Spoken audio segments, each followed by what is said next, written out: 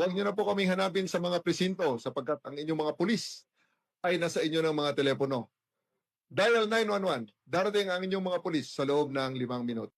Lilingkod sa bawat Pilipino at magbibigay ng tamang impormasyon para sa tahimik at maayos na Pilipinas. Police News Network, alagad ng batas, tagapagtaguyod ng balitang pulis, sandigan ng mamamayan, patnubay ng katotohanan. Kampo Krame, maghahatid ng pinakahuling kaganapan at nagbabagang balita. Ito ang PNN Police News Network.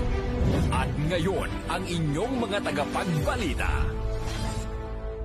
Magandang araw, bagong Pilipinas. Ako ang inyong alagad ng batas, tagataguyod ng balitang pulis, patrolwoman Juvie Jane C.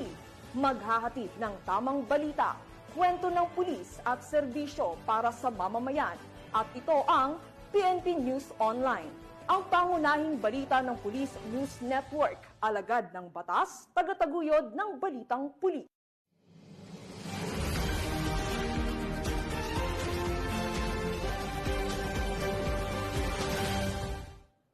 Ngayon ay araw ng linggo at narito na ang mga balitang nakalap ng aming mga PNN correspondents sa loob ng linggong ito.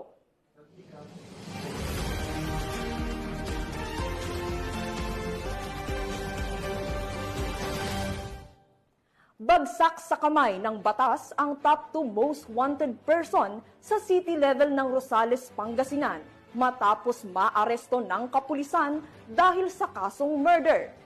Ang report mula kay Corporal Mark Anthony Pico. Naresto ng pinagsanib na pwersa ng Rosales Municipal Police Station, PIDMU at Provincial Intelligence Team, Pangasinan, ang top 2 most wanted person sa lungsod ng